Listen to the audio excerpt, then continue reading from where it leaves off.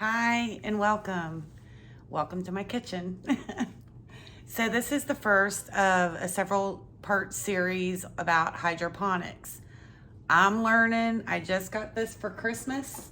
It's the QYO Brand hydroponic system. It came with everything needed. I've got the system set up in my sunroom with all of my other plants, so we're gonna try it out in there. And right now we're in my kitchen and we're going to mix up the nutrients that's needed for the hydroponic system. So we have a B and we have an A bottle, and it simply says to use purified water. You can use any brand. I've got I don't even know, I think it's Kroger brand, and I've got some Rural King purified water sitting here. So the first thing I'm gonna do is I'm going to put on some vinyl gloves, and these are just some cheap gloves I picked up from the Dollar Tree. Had them in my cupboard, so that's what we're gonna use. The reason I'm putting on vinyl gloves right now is because these nutrients are full strength. So we're gonna, this is the measuring cup. I'm gonna take that off. We'll take the cap off, and I wanna show you all. There are 4 more in here. They're these little pills. It's just concentrated nutrient for the water system. So what you wanna do is you wanna take your purified water, and this is how I know because I have the directions sitting right here. And we're going to fill the bottle up with the purified water. And the nutrient pills are inside there. The directions say, put the solid cap back on. And it says to shake it up. So this is exactly what the directions say. Step 1, fill bottle containing A and B solid nutrient particles with purified water, and shake bottles to fully mix the content. Step 2, use the cap of the bottle, this little cap that I showed you earlier, containing the nutrient particles as a measure, and add 5 milliliters of A, 5 milliliters of B to each liter that you put into the hydroponic system. So now what we did is we just mixed. We'll put our little cup back on so we don't lose it. We just mixed up A. We're gonna open up B. This one has tablets in there as well. I don't know if you can see them. These are actually B instead of big old tablets. They're these little tiny pellets, kind of like white. It almost reminds me of snow, except it's not cold. So we're gonna fill this up with the purified water. Bear with me, folks. This is my very first video, and I don't have all the professional equipment just yet. Oops, I think I might have filled it. It's almost right to the top. So we're all gonna learn how to do this YouTube thing together, right? Okay, so we're gonna shake, shake, shake. This one sounds a lot different. Hear that?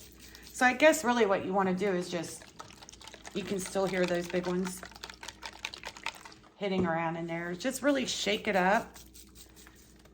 And what I'm gonna do is I'm gonna let them sit for a little bit, okay? So we have our A nutrient, we have our B nutrient. And what I did a few weeks ago is I went and I bought a measuring cup from the Dollar Tree. The only thing that I was concerned with in my measuring cup is that I wanted it to have milliliters and liters on it. This at the top here is 1 liter. If you look on the back, which is approximately 4 cups of water. This measuring cup is going to be dedicated solely for my hydroponic system, since I will be putting these nutrients in here. Now, you're probably wondering, like, why are the nutrients okay to grow plants with, but you don't want to eat after it? Well, it's kind of like any chemical or anything like that. These are nutrients. I mean, I don't think it would really be harmful, to be honest, but why take a chance, right? I mean, I don't know, would you fill up your water vase that you put flowers in and drink out of it? I wouldn't.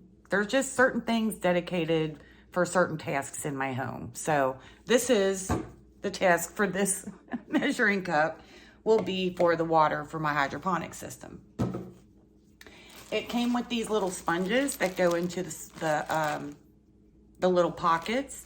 And this is where your seeds are gonna go. They have little tiny holes in them, see? And you put your seeds, they say to put 2 to 3 seeds in each little hole. And the water, you wanna change every 2 weeks to make sure you have nice fresh water. The hydroponic system also has a pump in it that keeps the water flowing around to keep it nice and fresh. Keep it from going stagnant. You don't want any mold and mildew in your plants, you know. We all know mold and mildew in the roots is not a good thing. It also comes with these little tiny, they're like stickers and they have a hole in the middle. And what these are for is for your little sprouts. You can put them on top. I don't know. I honestly don't. These make more sense. Whoops, I just dropped another little measuring cup.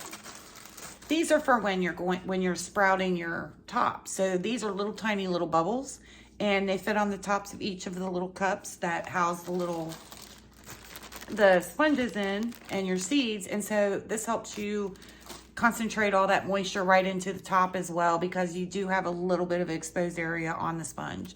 So this will just help force those sprouts to really bud up.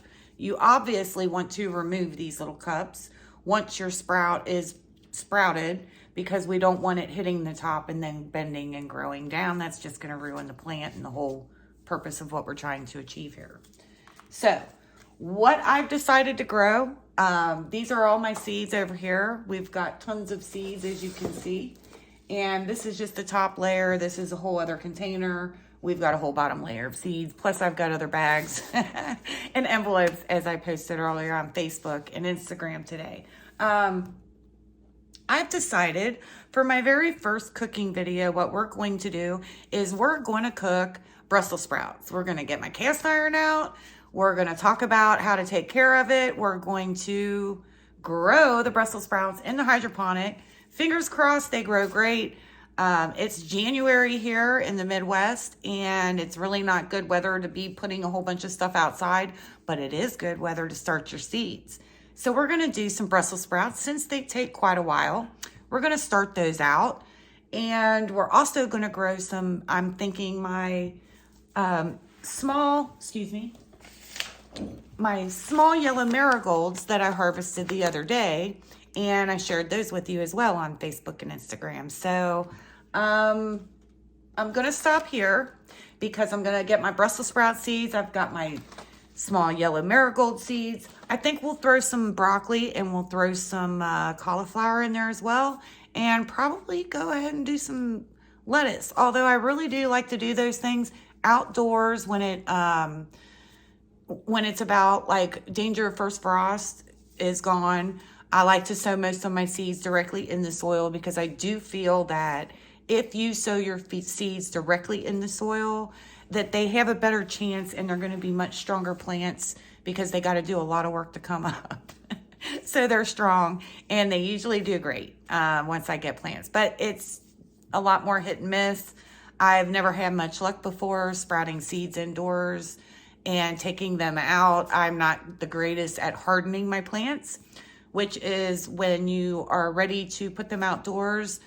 Before you're ready to put them outdoors, you spend a couple weeks and you bring them outside for an hour for the first few days, and then like 3 or 4 hours the next few days. As it gets warmer and they get harder and harder, then you start leaving them out overnight once here and there until you feel they're ready to put outdoors.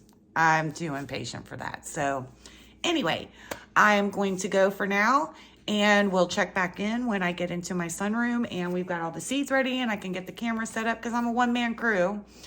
Hi, y'all. Welcome to my sunroom. This is where I keep all my plants. I have I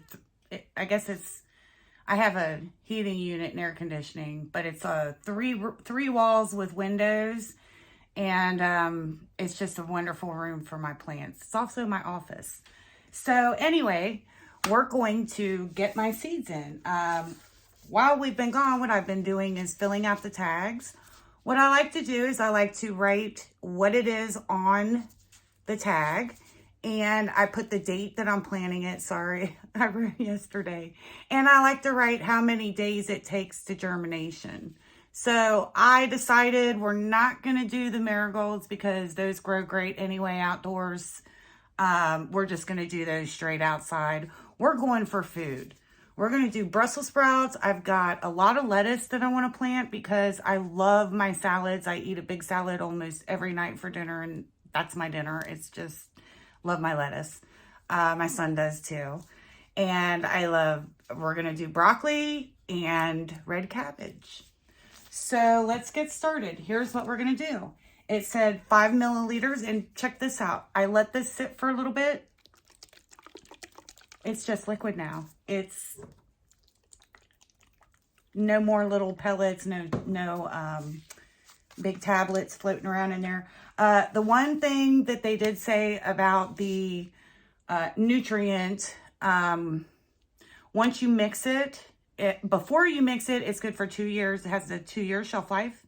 But once you mix it up and you add the purified water to it, it's only good for about 6 months. So you also want to store this somewhere in a nice, dark, cool spot where it's temperature controlled, you know. So this will go in my kitchen pantry, and we'll be topping the water off in between the 2-week period if we see that it gets low. Which I guess that's what this is, a little bobber here on the hydroponic system. And these are the little pods, and they're just little plastic holders. And this is the little sponge with the hole in it, and the little holes where your seeds go. They recommend to put 2 to 3 seeds per each little hole. And like always, weed out your seedlings. You do 2 to 3 so that you just have a better chance of it coming up instead of, you know, only thinking it's going to take 1. The nice thing about this hydroponic system, I want to show you this. I am excited because as big as this thing goes, I can actually plant some tomatoes and have tomatoes on them by the time I pull them out of here. Look how tall it goes. Not only does it go that tall, it goes up past the frame of the camera. How about that? And then you just push it back down. And this has different light settings on it. One for sprouting and one for when you want your plants to flower. You are not supposed to plug it in until you get your water in the base because there's a pump down in here. So here's what we're going to do. 5 milliliters to every 1 liter. 1 liter is right here at the top, remember? So 5 milliliters is down here. So it's not very much. That's 5 milliliters, just that much.